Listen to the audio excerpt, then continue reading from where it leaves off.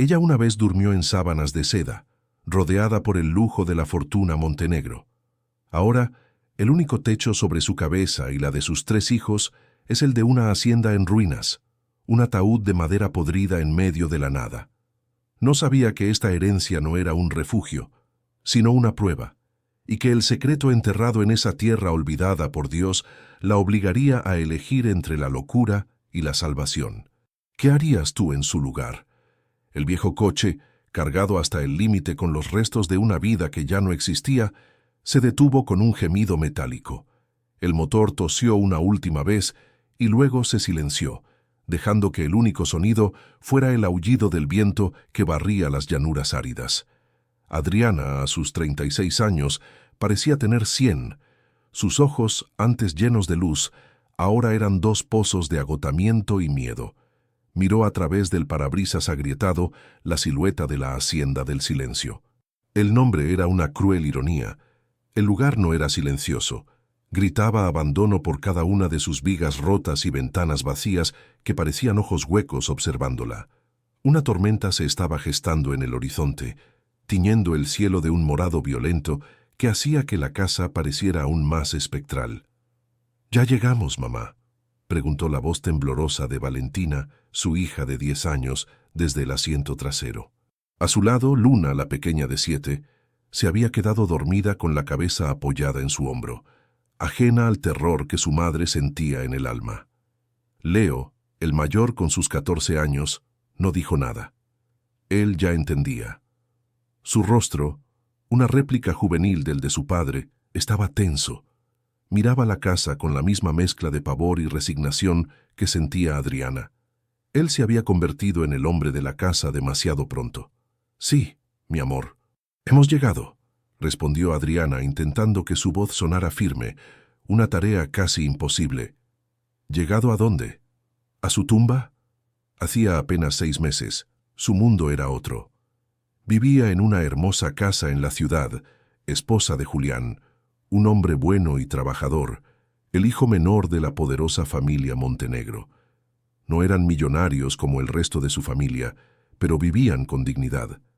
Hasta aquella tarde fatídica, una llamada, un accidente en la construcción donde Julián trabajaba como ingeniero.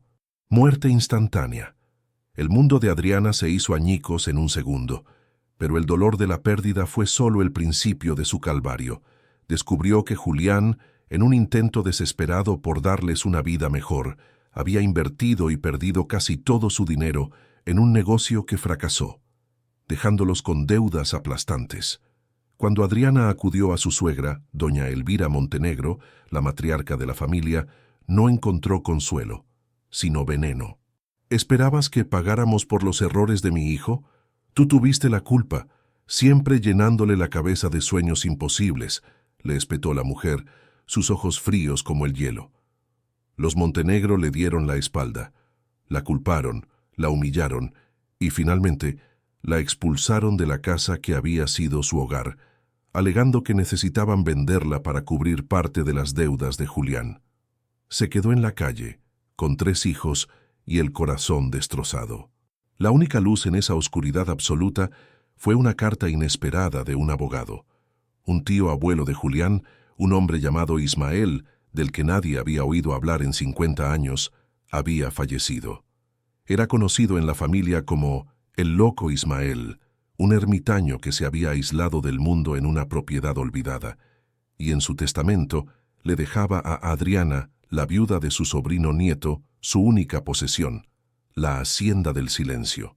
No había dinero, no había joyas, solo aquella tierra yerma y una casa en ruinas. Era una tabla de salvación o el último clavo en su ataúd. No tenía elección. «Vamos, hay que bajar las cosas antes de que empiece a llover», dijo Adriana, abriendo la puerta del coche que crujió como si se quejara. La casa por dentro era aún peor. El polvo lo cubría todo como un sudario. El olor a humedad y a madera podrida era asfixiante. Encontraron una habitación que parecía menos destruida que las demás y comenzaron a limpiarla, trabajando en un silencio sombrío, cada uno perdido en sus propios pensamientos. Leo, fuerte y callado, ayudaba a su madre a mover un viejo catre. Valentina intentaba barrer con una escoba deshilachada. Fue Luna, la pequeña, quien rompió la monotonía. Mientras exploraba un rincón oscuro, su pie tropezó con una tabla suelta en el suelo. Hubo un ruido sordo. «¡Mamá, mira!», gritó con la curiosidad inocente de la infancia. Adriana se acercó y con la ayuda de Leo levantaron la tabla. Debajo, en un pequeño hueco, había un cofre de madera oscura, no más grande que una caja de zapatos, cubierto de telarañas. El corazón de Adriana dio un vuelco. ¿Sería posible? ¿Un tesoro escondido? ¿Una pequeña fortuna dejada por el viejo Ismael que pudiera salvarlos? Con manos temblorosas, lo sacaron y lo pusieron sobre una mesa polvorienta. No tenía cerradura, solo un pestillo de latón oxidado. Lo abrieron con la respiración contenida. Dentro, la decepción fue como un golpe en el estómago. No había monedas de oro ni joyas, solo un viejo diario encuadernado en cuero agrietado y una pesada llave de hierro casi negra por el óxido. La decepción en los rostros de sus hijos fue tan grande que Adriana sintió que se le partía el alma de nuevo. Forzó una sonrisa. «Bueno, al menos tenemos algo que leer», dijo, intentando aligerar el ambiente. Esa noche, mientras la tormenta finalmente se desataba afuera, azotando la casa con furia, Adriana se sentó a la luz de una única vela. Sus hijos dormían acurrucados bajo una manta raída. Abrió el diario. La caligrafía de don Ismael era elegante pero temblorosa, la de un hombre anciano. Las primeras páginas hablaban del clima, de las cosechas fallidas, de una soledad tan profunda que dolía leerla. Adriana sintió una punzada de compasión por aquel hombre al que nunca conoció. Pasó las páginas, buscando algo, cualquier cosa, una pista que explicara por qué le había dejado aquel lugar desolado. La mayor parte del diario era mundano, pero hacia el final el tono cambió. Las últimas entradas eran febriles, casi delirantes. La gente de esta tierra muere de sed, pero están sentados sobre un océano, escribió. Los Montenegro lo sospecharon. Vinieron, intentaron comprar mi silencio, mi alma. Pero no se vende lo que no tiene precio. El corazón de Adriana empezó a latir con fuerza. ¿Los Montenegro habían estado aquí? ¿Qué secreto conocía Ismael? Continuó leyendo, sus ojos devorando las palabras a la tenue luz de la vela. Creen que estoy loco, que guardo oro. Pobres necios. El oro no calma la sed. La verdadera riqueza no brilla, fluye. La verdadera riqueza que sacia la sed del desierto está esperando. Y entonces encontró la frase. Una frase repetida una y otra vez en la última página, como un mantra, como una obsesión. El futuro brota de la oscuridad, detrás del granero. La salvación está detrás del granero. Todo lo que importa está detrás del granero. Adriana levantó la vista del diario, sus manos temblando. El viento aullaba y con cada ráfaga, el viejo granero de madera que se alzaba a unos 100 metros de la casa emitía un crujido largo y lúgubre como el lamento de un fantasma. La llave de hierro que había encontrado en el cofre seguía sobre la mesa, su silueta oscura proyectada en la pared por la llama danzante de la vela. De repente, esa llave parecía la pieza más importante del universo. ¿Qué había detrás del granero?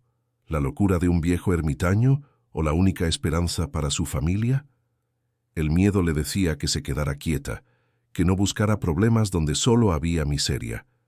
Pero la desesperación era más fuerte que el miedo. La imagen de sus hijos durmiendo, tan vulnerables, tan dependientes de ella, encendió una llama de determinación en su interior. Esta historia, llena de misterio y emoción, apenas comienza. Si sientes la angustia de Adriana, si quieres saber qué secreto se esconde en esta tierra olvidada, dale like a este video, suscríbete al canal para no perderte ni un solo capítulo y cuéntanos en los comentarios desde qué ciudad o país nos estás acompañando en este viaje. Tu apoyo nos da la fuerza para seguir contando estas historias. Adriana cerró el diario.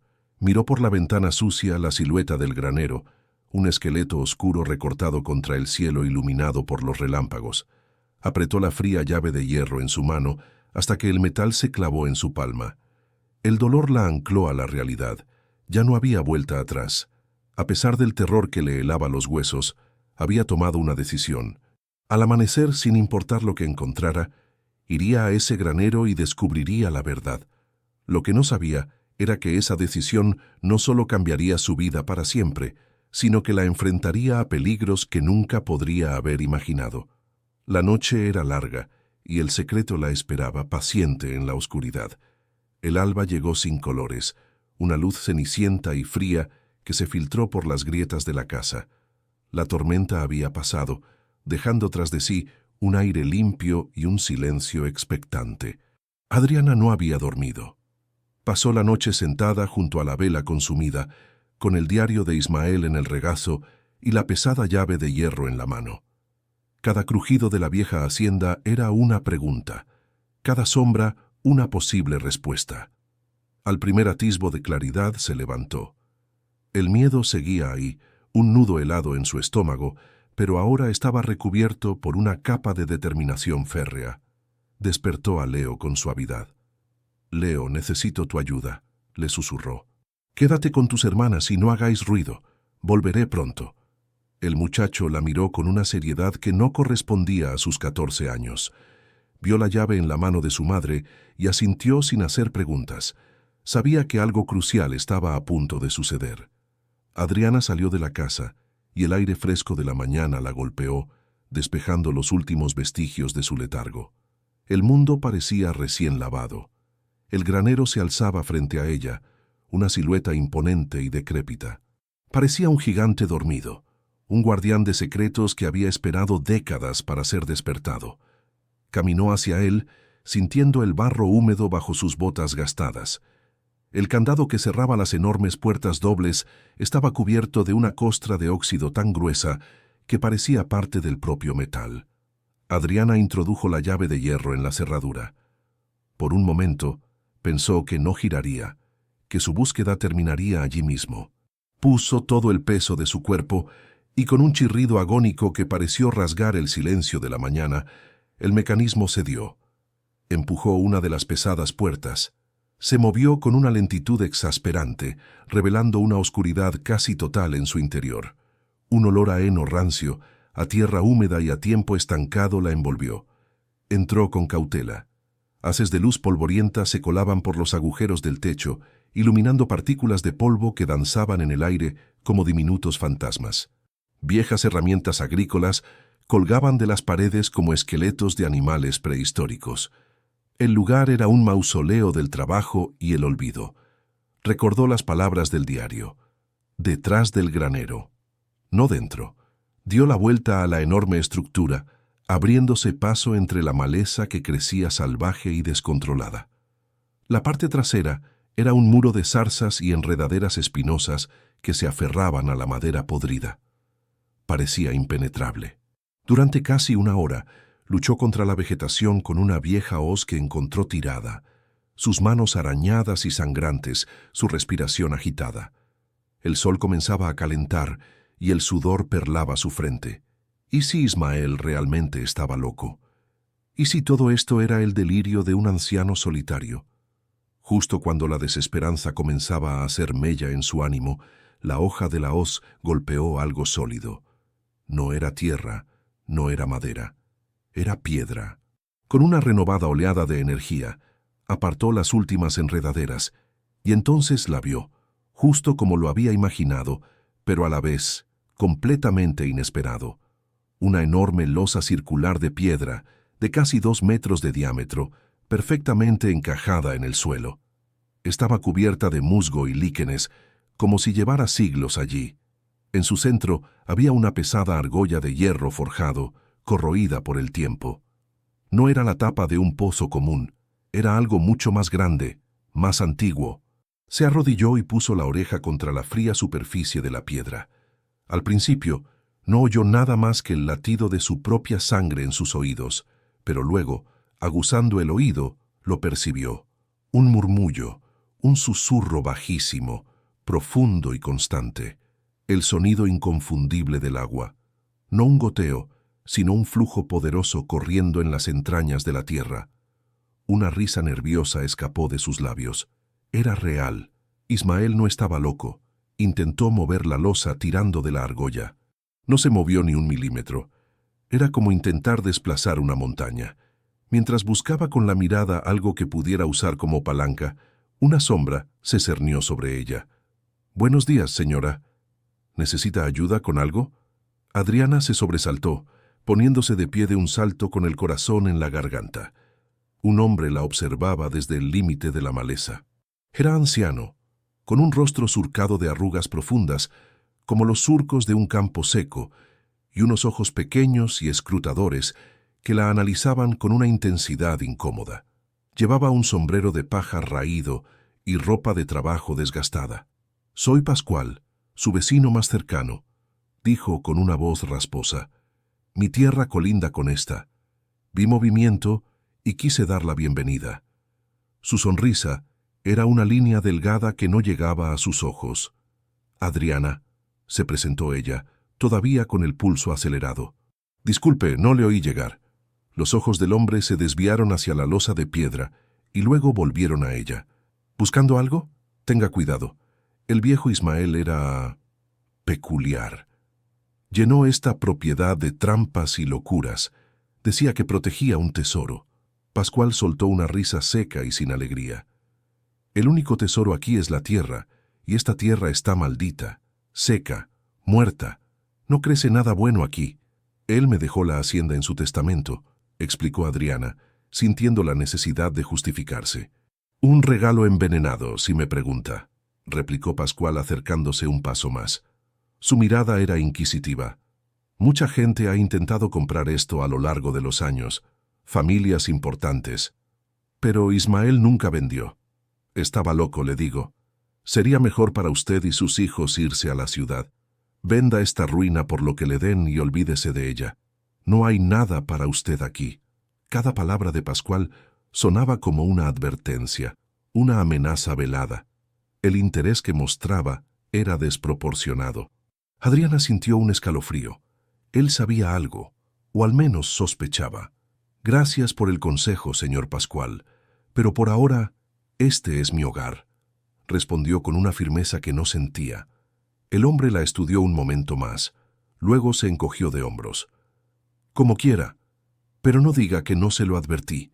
Dio media vuelta y se marchó con la misma lentitud silenciosa con la que había aparecido, desapareciendo entre los árboles. Adriana se quedó inmóvil, su mente corriendo a 1000 por hora. La visita de Pascual, en lugar de disuadirla, había reforzado su convicción. Tenía que saber qué había debajo de esa piedra. Volvió a la casa y llamó a Leo. «Necesito que me ayudes. Eres fuerte. Pero si tienes miedo, lo entenderé». Leo la miró y en sus ojos vio el reflejo de la determinación de su padre. «No tengo miedo, mamá. Estoy contigo». Juntos encontraron una viga de hierro en el granero, larga y pesada. La usaron como palanca, encajándola bajo el borde de la losa de piedra. Adriana y Leo empujaron con todas sus fuerzas. Sus músculos gritaron en protesta. El sudor les cegaba los ojos. La viga se dobló bajo la tensión. Por un momento, pareció que la losa no cedería nunca. «Una vez más», gritó Adriana, su voz rota por el esfuerzo. Empujaron con un último grito desesperado, y entonces, con un gemido sordo y un crujido que pareció venir del centro de la tierra, la losa se movió. No mucho, apenas unos centímetros, pero fue suficiente. Un hueco oscuro se abrió entre la piedra y la tierra. De la abertura surgió una ráfaga de aire, un aire increíblemente fresco, húmedo, que olía a tierra limpia y a vida. Era un contraste tan brutal con el calor seco del día que los dejó sin aliento. El murmullo del agua ahora era un sonido claro, potente y melodioso. Era el sonido de la esperanza. Adriana se arrodilló, el corazón martilleándole en el pecho con una mezcla de triunfo y temor. Sacó la pequeña linterna que había traído consigo y apuntó el haz de luz hacia la oscuridad. La luz temblorosa reveló lo imposible. No era un pozo, no era una cisterna. Eran los primeros peldaños de una escalera de piedra toscamente tallada, húmedos y cubiertos de musgo, que descendían en espiral hacia una oscuridad insondable. Parecía una entrada a otro mundo. El sonido del agua venía de las profundidades, llamándola. Estaba a punto de llamar a Leo para que viera, cuando un sonido la paralizó. No fue el fluir del agua. Fue algo distinto, agudo y breve. El repiqueteo seco de una piedrecilla al caer, como si hubiera sido desplazada por un pie descuidado. El sonido rebotó en las paredes invisibles de la profundidad y se desvaneció, dejando un silencio aún más tenso que antes. Adriana contuvo la respiración. Su sangre se heló en sus venas. El eco sugería un espacio enorme allá abajo. Pero el sonido de la piedra, ¿fue una casualidad? ¿O había algo, o alguien, moviéndose en la oscuridad bajo sus pies? Se quedó petrificada, escuchando, con el haz de luz de la linterna temblando en su mano. El susurro de la tierra le había revelado su secreto, pero ahora desde esa misma oscuridad parecía advertirle de un peligro que no podía ver. El silencio que siguió a la caída de la piedra fue más ensordecedor que cualquier grito. Adriana se quedó inmóvil, una estatua de terror con la linterna temblando en su mano. El haz de luz bailaba sobre los primeros peldaños, proyectando sombras alargadas que se retorcían como serpientes. ¿Quién estaba allí abajo? ¿Una criatura que había hecho de la oscuridad su hogar? ¿O una persona, un guardián del secreto de Ismael, quizás tan loco como decían que era él? Su mente, agotada y febril, conjuró 1000 horrores. Por un instante, el impulso de empujar la losa para cerrar la abertura y huir fue abrumador. Correr, tomar a sus hijos y no mirar atrás jamás. Pero entonces, la imagen de sus 3 pequeños durmiendo en el suelo polvoriento de la casa invadió su mente. Leo, asumiendo una carga demasiado pesada para sus 14 años. Valentina, con su mirada triste y comprensiva.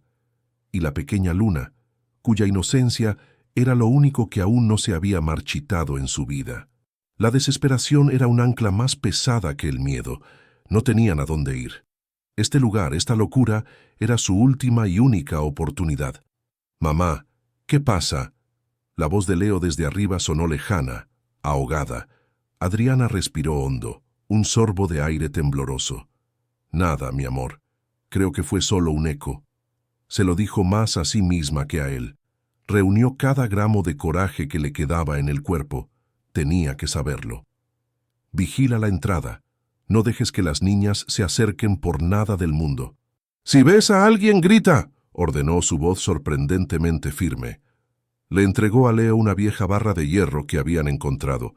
Era una defensa miserable, pero le dio al chico un propósito y a ella una pizca de tranquilidad. Luego se giró hacia la negrura. Con el corazón latiendo desbocado contra sus costillas, Adriana comenzó el descenso. Los escalones de piedra eran resbaladizos, cubiertos por una fina capa de humedad perpetua. El aire se volvía más frío con cada paso, un aliento gélido que emanaba de las entrañas de la tierra. Su linterna era una mancha de luz solitaria en una oscuridad absoluta.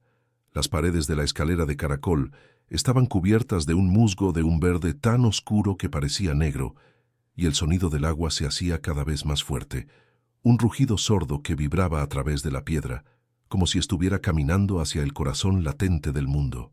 Tras lo que parecieron 100 escalones, la escalera se abrió a un espacio vasto. Adriana se detuvo en el último peldaño, boquiabierta. La luz de su linterna no podía abarcar la totalidad del lugar. Estaba en el umbral de una caverna subterránea monumental, una catedral natural tallada por el tiempo y el agua. El techo, a decenas de metros por encima de ella, estaba erizado de estalactitas que brillaban como diamantes cuando la luz las rozaba. Y frente a ella, extendiéndose hasta donde alcanzaba la vista, había un lago subterráneo de aguas tan cristalinas y quietas que parecían un espejo de obsidiana. El poderoso sonido que había escuchado no provenía del lago, sino de un extremo de la cueva. Apuntó la linterna en esa dirección y el espectáculo la dejó sin aliento. De una grieta en la pared de roca, un torrente de agua pura brotaba con una fuerza increíble, cayendo en cascada hacia el lago y creando una corriente constante que desaparecía en otro túnel en el extremo opuesto. Era un manantial, un río subterráneo. Ismael no estaba loco. Estaba protegiendo un milagro. En una región donde la tierra estaba agrietada por la sequía y los pozos se secaban, aquí abajo fluía un tesoro más valioso que todo el oro del mundo. El sonido que había oído antes debió ser una gota de condensación cayendo desde el altísimo techo, su impacto amplificado por la acústica perfecta de la caverna. No había nadie. Estaba sola con el secreto. Lágrimas silenciosas comenzaron a rodar por las mejillas de Adriana. No eran lágrimas de tristeza ni de miedo, sino de una abrumadora sensación de alivio y asombro.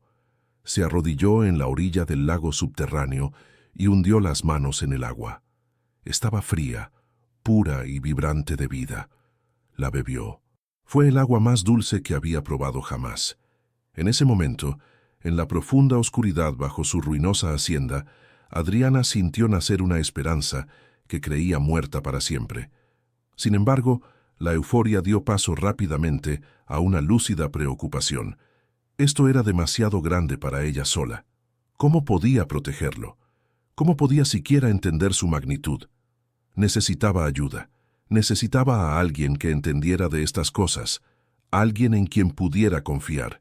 Al día siguiente, tras volver a sellar la entrada con la ayuda de Leo y hacerle jurar que no diría una palabra, Adriana condujo el viejo coche hasta el pueblo más cercano, San Jacinto, a unos 30 kilómetros de distancia.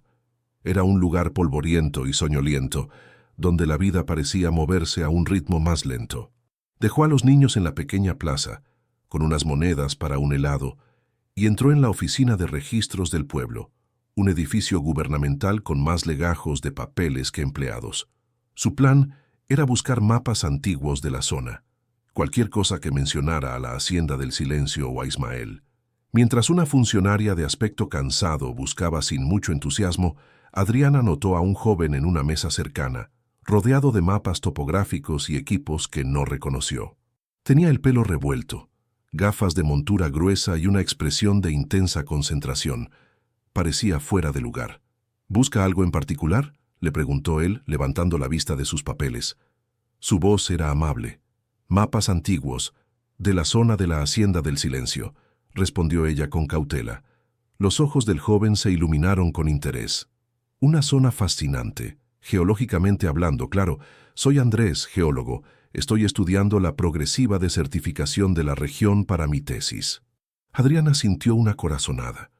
¿Entiende usted de acuíferos? ¿De agua subterránea? Andrés sonrió. Es mi especialidad, o más bien, la dolorosa falta de ella por aquí.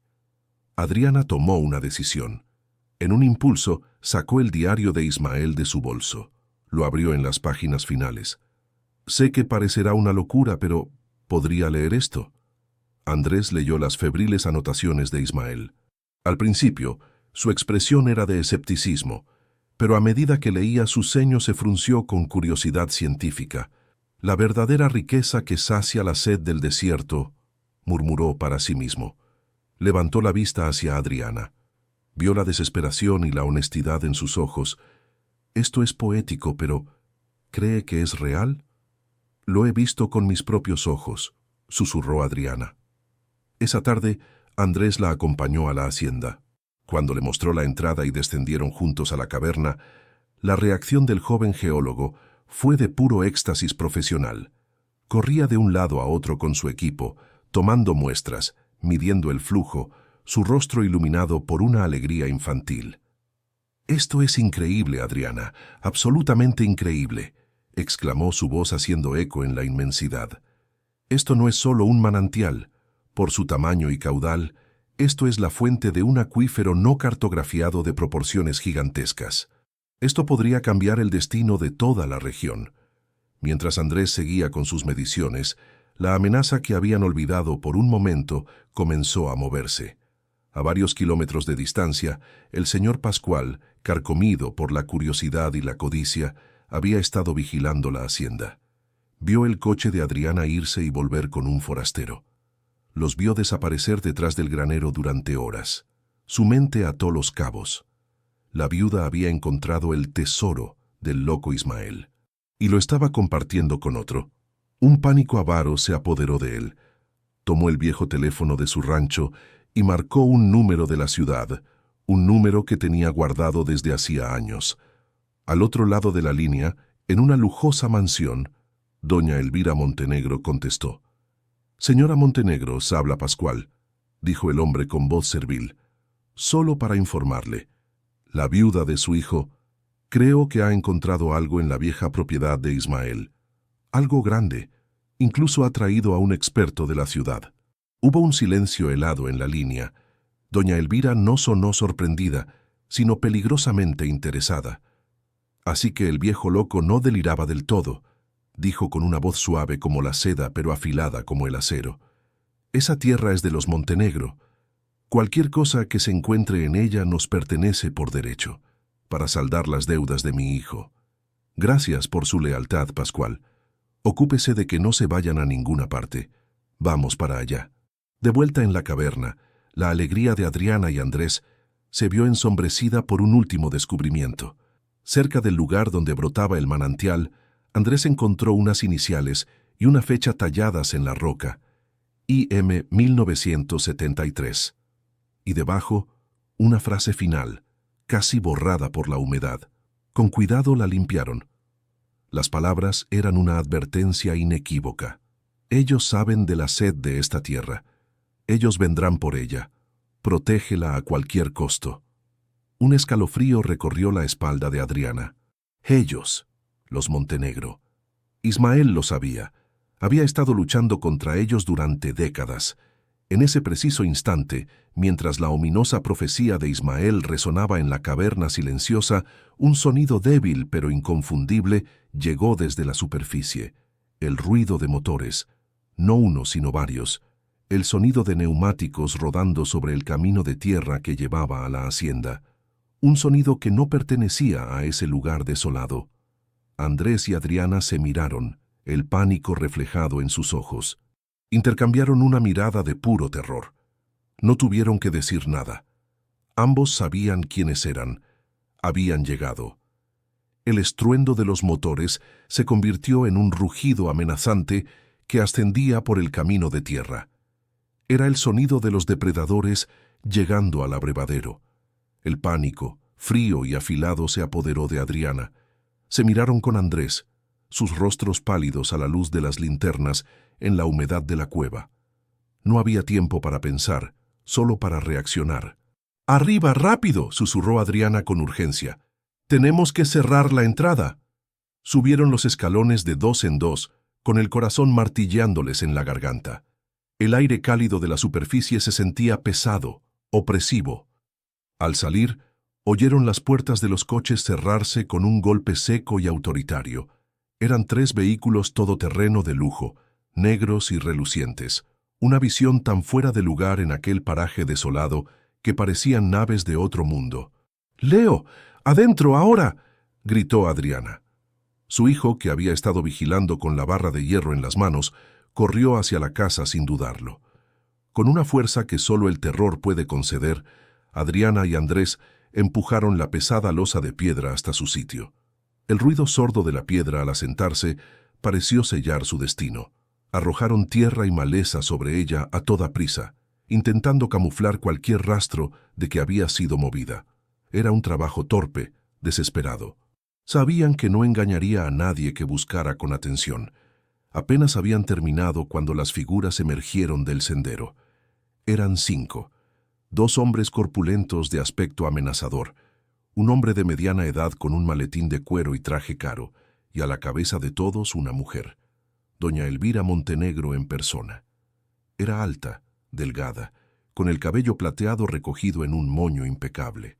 Vestía con una elegancia severa que contrastaba violentamente con la decadencia de la hacienda. Su rostro era una máscara de aristocrática arrogancia y sus ojos, fríos como el acero, se posaron en Adriana con un desprecio palpable. «Vaya, vaya, la viuda afligida», dijo doña Elvira, su voz cortante como un cristal roto.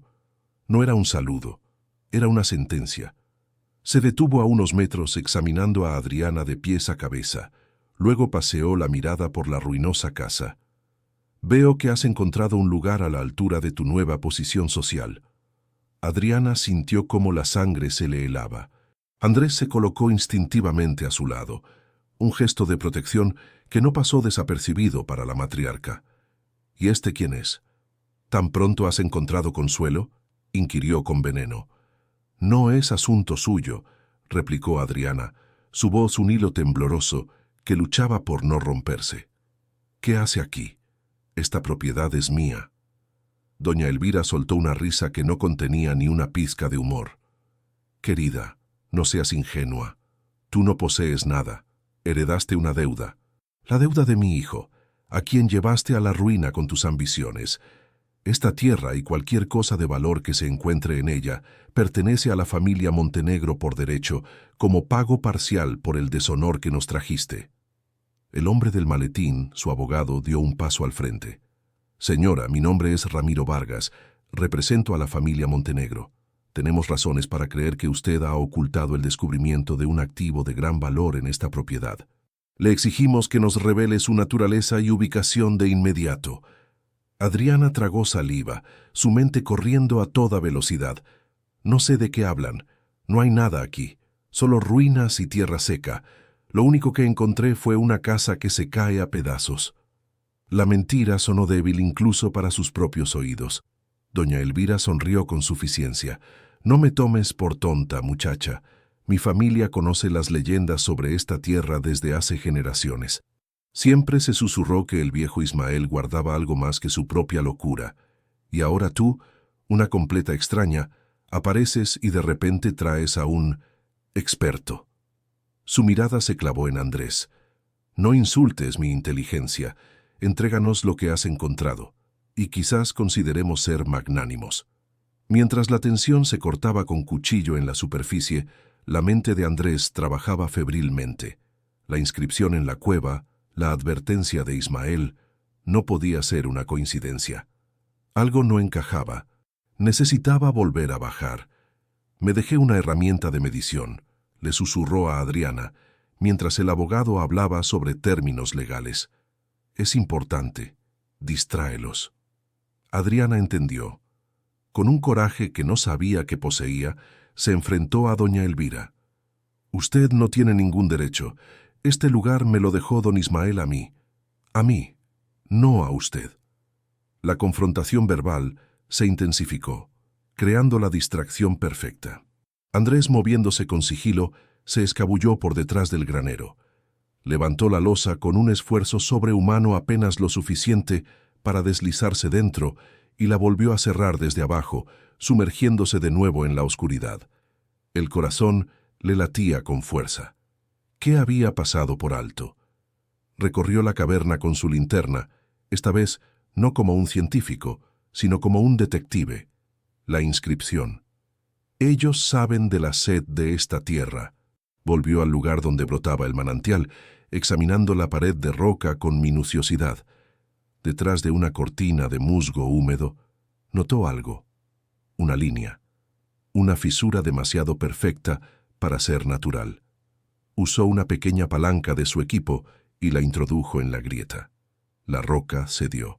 Detrás había un pequeño compartimento, revestido de metal para protegerlo de la humedad. Dentro había una caja de hojalata oxidada, y en su interior, el verdadero legado de Ismael. No eran joyas ni oro. Era algo infinitamente más valioso, la historia de su lucha.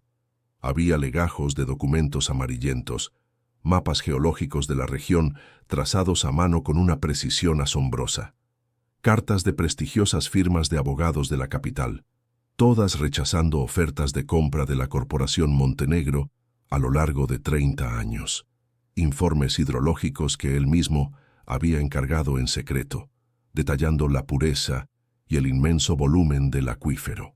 Ismael no era un loco ermitaño, era un científico, un custodio que había dedicado su vida a estudiar y proteger su descubrimiento. Y al fondo de la caja, el documento más importante de todos, un acta notarial oficial, redactada hacía más de 20 años. En ella, Ismael registraba el manantial y el acuífero subyacente como el santuario hídrico del silencio, cediendo sus derechos de explotación a una fundación para la preservación del agua que él mismo había diseñado. Era su obra maestra, su plan para salvar el agua de la codicia. Pero había un problema. El documento tenía todas las firmas y sellos, excepto el último y más crucial, el sello de registro de la Autoridad Ambiental Federal. Nunca había sido protocolizado. Era un arma poderosa, pero legalmente aún no había sido disparada. Andrés subió a la superficie, con la caja bajo el brazo, justo cuando la paciencia de doña Elvira se agotaba. «Se acabó», sentenció la mujer. «Mis hombres van a registrar cada centímetro de esta propiedad inmunda, empezando por ese granero». Justo en ese momento, Andrés apareció. Le entregó la caja a Adriana sin decir palabra. Ella la abrió. Sus ojos recorrieron los documentos. Vio las cartas, los mapas, el nombre Montenegro repetido una y otra vez. Y entonces vio el acta. Lo entendió todo. El sacrificio de Ismael, la batalla silenciosa que había librado durante décadas. Y en ese instante, algo dentro de Adriana cambió para siempre. El miedo no desapareció, pero fue sepultado por una ola de indignación y propósito. Ya no era la viuda desamparada luchando por un techo para sus hijos.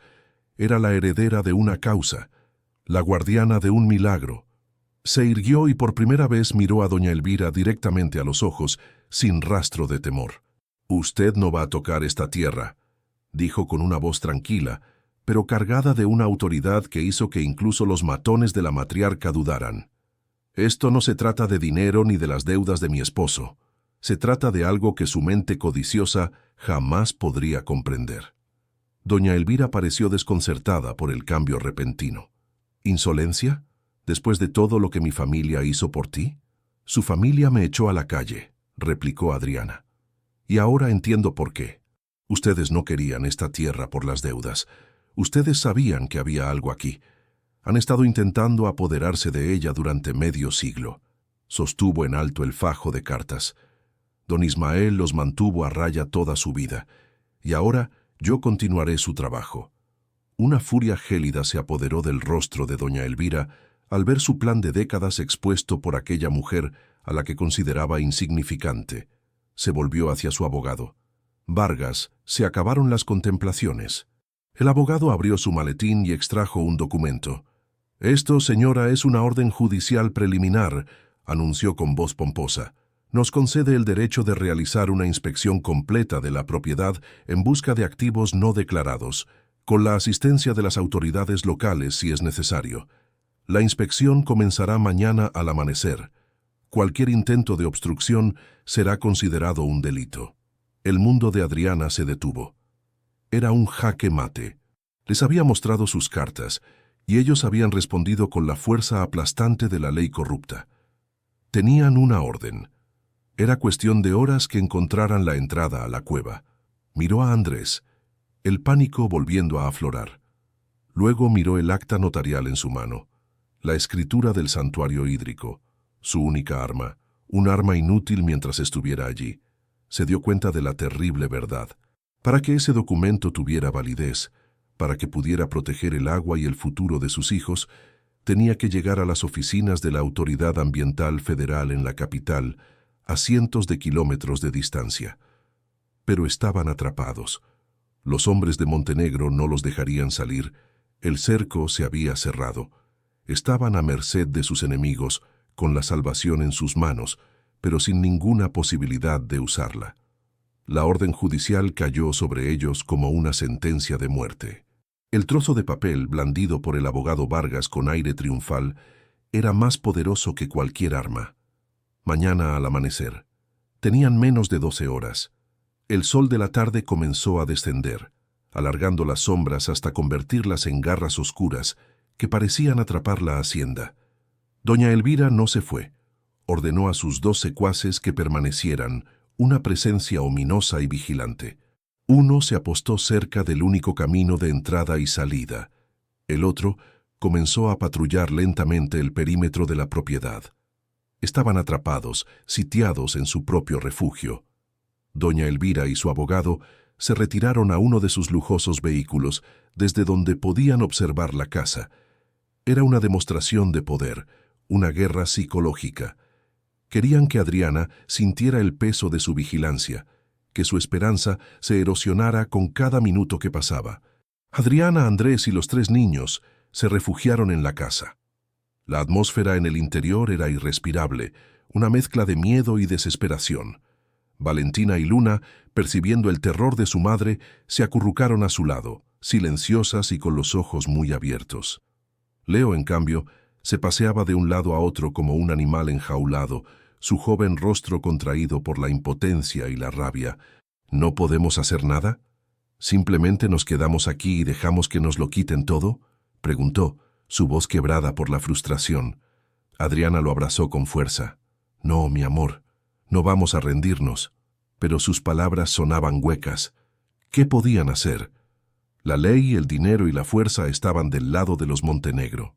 Mientras Adriana intentaba consolar a sus hijos, Andrés desplegaba los mapas de Ismael sobre la polvorienta mesa, su rostro iluminado por la débil luz de una lámpara de aceite.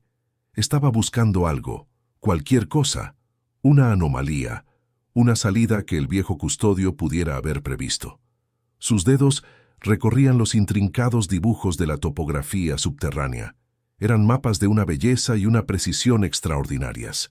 Ismael no solo había cartografiado la caverna principal, sino también una red de fisuras y túneles más pequeños que se extendían desde ella. La mayoría terminaban en paredes de roca sólida, pero entonces su dedo se detuvo. «Adriana, ven a ver esto», dijo en un susurro excitado. En uno de los mapas más detallados había una línea delgada que partía de la parte más alta del techo de la cueva principal. Estaba etiquetada con una anotación casi ilegible: «Conducto de ventilación natural. Salida en la ladera norte de la colina. Peligroso, solo emergencia». Los ojos de Adriana se encontraron con los de Andrés. Una chispa de esperanza, frágil pero intensa, se encendió en la oscuridad. Una ruta de escape, una que los Montenegro no podían conocer. «La ladera norte», murmuró Adriana.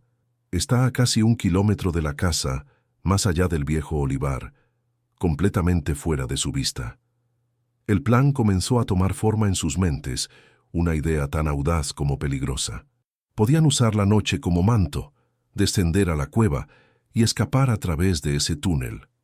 Con la caja de documentos de Ismael, podrían llegar a pie hasta la carretera principal, a varios kilómetros de distancia, y desde allí, de alguna manera, encontrar un camino a la capital. Pero los obstáculos eran monumentales. El túnel, según la anotación de Ismael, era peligroso. No sabían su estado después de décadas de abandono. Podría estar bloqueado, ser demasiado estrecho o incluso haberse derrumbado. Y tenían que llevar a los 3 niños a través de él en la oscuridad total.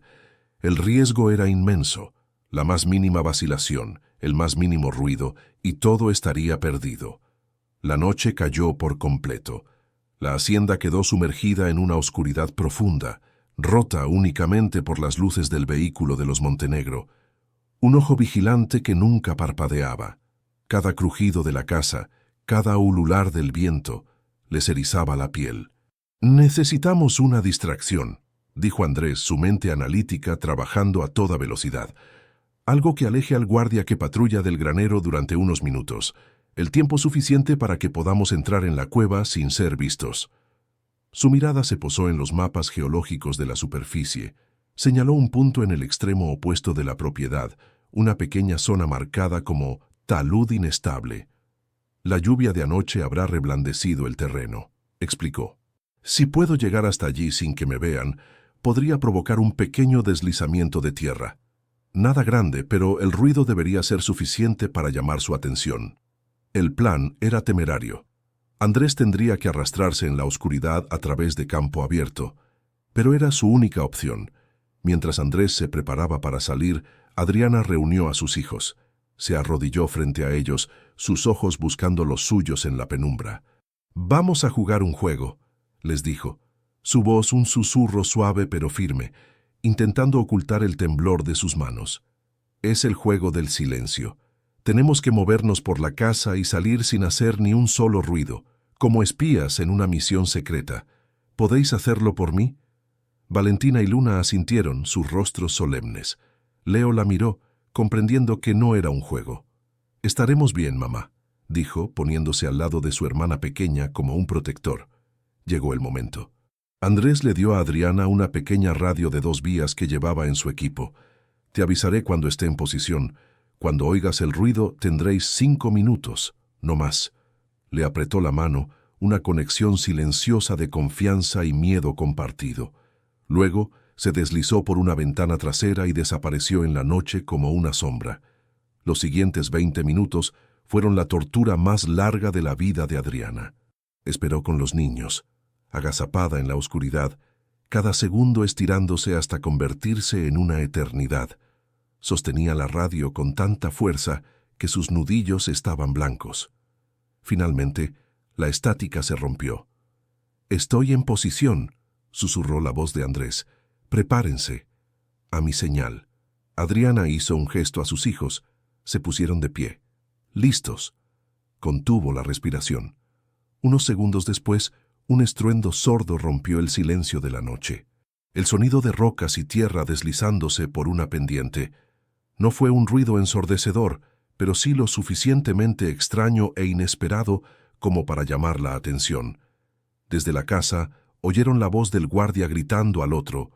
Las luces de sus linternas se movieron, convergiendo en la dirección del derrumbe. «¡Ahora!», llegó la voz de Andrés por la radio. «¡Corran!». Ese fue el pistoletazo de salida. Adriana, con la caja de documentos de Ismael colgada al hombro y agarrando la mano de Luna, salió de la casa. Leo tomó la de Valentina. Corrieron agachados, sus pies apenas haciendo ruido sobre la hierba húmeda, el corazón martilleándoles en el pecho. El granero se alzaba frente a ellos, una silueta negra contra un cielo sin estrellas. Llegaron a la parte trasera, al lugar donde se ocultaba la losa de piedra. Leo y Adriana la empujaron con una fuerza desesperada. La piedra se movió con un gemido que a Adriana le pareció un grito. Rezó para que los guardias no lo oyeran. Uno por uno, se deslizaron por la abertura hacia la oscuridad fría y húmeda de la cueva. Leo fue el último. Ayudó a su madre a tirar de la losa desde dentro, para cerrarla sobre sus cabezas, sumergiéndolos en una negrura absoluta. Estaban dentro. Lo habían logrado. Por un momento, un alivio inmenso la invadió. Pero fue efímero. Encendió su linterna y el haz de luz reveló la vasta y silenciosa caverna. Ahora comenzaba la parte más peligrosa de su viaje. Andrés se reunió con ellos minutos después, descendiendo por la escalera principal. Su rostro estaba manchado de tierra y su respiración era agitada. La distracción funcionó, pero no durará mucho. Tenemos que movernos. Guiados por la luz de las linternas y los mapas de Ismael, atravesaron la cueva. El sonido del manantial era un rugido constante que envolvía sus propios sonidos, una bendición inesperada. Llegaron a la pared más alejada, donde el techo de la caverna descendía. Allí, casi oculta por una formación rocosa, estaba la abertura. Una boca oscura y estrecha que prometía la libertad, pero que también emanaba un aire viciado y claustrofóbico. Era la entrada al conducto de ventilación. Justo cuando Andrés se disponía a entrar primero, para comprobar su estado, un sonido los congeló a todos. No era el sonido del agua. Era el sonido de la piedra, el chirrido inconfundible de la pesada losa de la entrada principal moviéndose de nuevo. Adriana se giró, el horror reflejado en su rostro. Un poderoso haz de luz de linterna cortó la oscuridad desde la entrada de la cueva, seguido por otro y otro. Siluetas de hombres se recortaron en lo alto de la escalera. «¡Ahí están!», gritó una voz, su eco multiplicándose en la caverna como la voz de un demonio. «No dejen que escapen». Los habían descubierto. La distracción no había durado lo suficiente. O quizás, desde el principio, habían sospechado. El juego había terminado. Ahora era una cacería, con las luces de sus perseguidores rebotando en las paredes húmedas y acercándose rápidamente. Adriana empujó a sus hijos hacia el túnel. No había tiempo para dudar. No había vuelta atrás. La carrera por la supervivencia a través de las entrañas de la tierra acababa de comenzar. Antes de desvelar el destino final de Adriana y sus hijos, queremos hacerte una pregunta. ¿Qué crees que sucederá en las profundidades de la tierra? ¿Lograrán escapar de las garras de los Montenegro? ¿O será este el final de su lucha? Deja tus teorías en los comentarios. Queremos saber qué imaginas. Y ahora, acompáñanos en el desenlace de esta increíble historia. ¡Corran!, fue el grito de Andrés que cortó el aire denso de la caverna. No fue una sugerencia, fue una orden primordial, el instinto de supervivencia hecho sonido. El pánico se apoderó de ellos, pero fue un pánico funcional, una corriente eléctrica que movilizó sus miembros entumecidos. Adriana empujó a Valentina y a Luna hacia la estrecha boca del túnel. ¡Entren! ¡No miren atrás! Andrés se interpuso entre ellos, y las luces que descendían por la escalera, blandiendo una pesada barra de hierro que había cogido. No era un arma, era un gesto, una forma de ganarles unos segundos preciosos. Leo, ayuda a tu madre. La entrada al conducto de ventilación era un agujero negro y opresivo. El aire que salía de él era rancio, con un olor a minerales y a confinamiento milenario. Luna comenzó a llorar, un gemido ahogado por el terror. «No quiero, mamá. Está oscuro. Yo iré contigo, mi amor. No te soltaré la mano ni un segundo», le susurró Adriana, su voz temblando pero llena de una ferocidad que calmó a la pequeña. Se adentraron en la fisura. El espacio era tan angosto que tenían que avanzar de lado, rozando las paredes frías y húmedas. Adriana iba primero con Luna, luego Valentina, seguida de Leo, que cerraba la marcha de los niños. Detrás de ellos, las voces de los hombres de Montenegro retumbaban en la caverna, distorsionadas y monstruosas. «Por aquí, he visto luz». Andrés entró el último arrastrándose hacia atrás para vigilar su retaguardia. La oscuridad en el túnel era absoluta, total. Sus linternas eran dos únicos ojos perforando una negrura infinita. El túnel no era recto, ascendía con una pendiente irregular, lleno de recovecos y rocas afiladas. El aire era escaso y cada bocanada era un esfuerzo. Era como ser tragado por la tierra. El sonido de sus perseguidores se hizo más cercano. Podían oír cómo maldecían y cómo sus botas resbalaban en las piedras húmedas de la caverna. Estaban entrando en el túnel detrás de ellos. La cacería había comenzado en serio. «¡Más rápido!», urgió Andrés desde atrás. Avanzaron a ciegas, guiados solo por el haz de luz y los mapas de Ismael que Andrés había memorizado. En un punto, el túnel se estrechó tanto que tuvieron que arrastrarse sobre el vientre, con la roca presionándolos por encima y por debajo. La caja de hojalata con los documentos que Adriana llevaba colgada se atascaba a cada paso, un lastre bendito que contenía su única salvación. El llanto de Luna se había convertido en un sollozo silencioso, y el único sonido era el de su propia respiración frenética y el de las piedras que desprendían sus perseguidores cada vez más cerca. De repente, Leo gritó. Una roca suelta bajo su pie había cedido y su pierna se había hundido en una grieta, atrapándolo. El pánico lo paralizó. «No puedo moverme», exclamó su voz llena de terror adolescente. Las luces de sus perseguidores ya se veían al final del pasadizo, un resplandor danzante que se acercaba inexorablemente. En ese momento de desesperación fue Adriana quien reaccionó. «Andrés, alumbra aquí. Valentina, no te muevas». Retrocedió como pudo y junto a Andrés tiraron de la pierna de Leo con todas sus fuerzas. Con un doloroso tirón y el sonido de tela rasgada, lo liberaron. Siguieron avanzando, ahora con Leo cojeando, el miedo dándoles una energía sobrehumana. Y entonces lo sintieron. Una corriente de aire. Un aire fresco, limpio, con olor a noche y a tomillo. Apuntaron la linterna hacia arriba. A unos metros vieron un pequeño círculo de un negro menos intenso, salpicado de puntos brillantes. Estrellas. Era la salida. Con un último esfuerzo, treparon por las rocas finales y emergieron a la ladera de la colina, tropezando y cayendo sobre la hierba húmeda. Respiraron el aire nocturno en grandes y dolorosas bocanadas, como si volvieran a nacer. Estaban libres. Miraron hacia abajo y vieron las luces de la hacienda, lejos, como un mal sueño. Estaban a salvo, pero la lucha no había terminado. Andrés sacó su teléfono. Rezó por tener señal en aquel lugar remoto. Una sola barra. Marcó un número de memoria. Doctor Morales, soy Andrés. Necesito su ayuda. Es una emergencia nacional. Al otro lado de la línea, un colega de confianza en la capital, un hombre con influencia en el Ministerio de Medio Ambiente, escuchó la increíble historia. Comenzó una odisea a pie a través de la noche, cojeando, exhaustos, muertos de sed, pero impulsados por la adrenalina y la esperanza, caminaron durante horas hasta alcanzar la carretera principal. Allí, un camionero somnoliento, conmovido por la visión de aquella mujer y sus 3 hijos desvalidos, aceptó llevarlos a la siguiente ciudad, desde donde tomaron el primer autobús hacia la capital.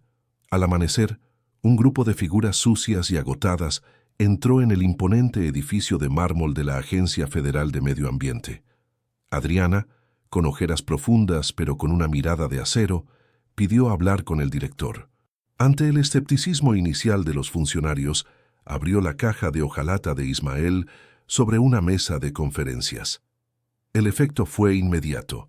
Los mapas, los informes, las cartas de los Montenegro y, sobre todo, el acta notarial del Santuario Hídrico del Silencio. Era la crónica de 50 años de codicia y de la resistencia de un solo hombre. El colega de Andrés, el doctor Morales, ya había allanado el camino. Las autoridades que ya tenían a la Corporación Montenegro bajo investigación por otras irregularidades, vieron en aquellos documentos la pieza que les faltaba. La justicia, cuando finalmente se mueve, puede ser un torrente imparable. Esa misma tarde, mientras doña Elvira y su abogado supervisaban con impaciencia el inicio de la inspección en la hacienda, una caravana de vehículos oficiales, esta vez con sirenas y logos federales, subió por el camino de tierra.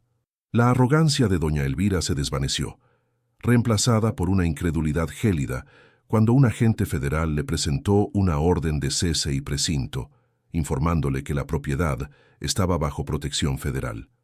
Su abogado intentó protestar, pero enmudeció cuando le mostraron una copia del acta de Ismael, ahora sí, con el sello oficial de registro que la convertía en ley. La matriarca fue informada de que enfrentaba cargos por coacción, intento de apropiación indebida de un recurso natural protegido y una larga lista de delitos medioambientales. El Imperio Montenegro comenzó a desmoronarse. Epílogo, 1 año después. El sol ya no castiga la tierra de la Hacienda del Silencio, ahora la besa. Donde antes había polvo y desolación, ahora crece un césped verde y frondoso. La vieja casa ha sido restaurada con un gusto exquisito, respetando su alma antigua, pero dándole una nueva vida. Ya no es una ruina, es un hogar. Y ya no se llama Hacienda del Silencio, ahora todos la conocen como la Fundación Manantial Ismael, un centro de referencia en estudios de sostenibilidad hídrica. Adriana observa el atardecer desde el porche. Ya no es la viuda desamparada, es una mujer serena, fuerte y respetada, la directora de la fundación. Viste con sencillez, pero irradia una confianza que nunca antes había poseído. A su lado, Andrés le rodea los hombros con un brazo. Su alianza, forjada en el miedo y la oscuridad, ha florecido en un amor profundo y tranquilo. El sonido de risas los hace girar. Leo, ahora un joven alto y seguro, juega al fútbol con Valentina en el jardín. La pequeña luna, que ya no tiene pesadillas, riega un macizo de flores que rodea una hermosa fuente de piedra construida en el centro del patio, una fuente que brota con el agua pura del manantial, un homenaje perpetuo al hombre que lo protegió. Un coche de lujo, de un modelo anticuado y cubierto de polvo, pasa lentamente por el camino exterior. Dentro, una figura solitaria mira por la ventanilla. Es doña Elvira Montenegro. Su imperio está en ruinas, su fortuna diezmada por multas y procesos legales, su apellido manchado por el escándalo. Lo ha perdido todo. Ve la hacienda transformada, la felicidad radiante de la familia que intentó destruir, el triunfo de la mujer a la que despreció. Sus ojos se llenan de un veneno amargo, la única posesión que le queda. Es su castigo poético y eterno. ser testigo de la vida que floreció de la miseria que ella misma sembró. El coche se aleja, convirtiéndose en un punto en la distancia. Adriana se apoya en Andrés, respirando el aire puro de su hogar. Ha encontrado mucho más que un tesoro. Ha encontrado un propósito, una familia y la paz. La cámara se eleva, mostrando la hacienda como un oasis vibrante de vida en medio de la llanura, una prueba irrefutable de que incluso en la oscuridad más profunda, de la tierra más seca y del corazón más roto, siempre puede brotar un futuro.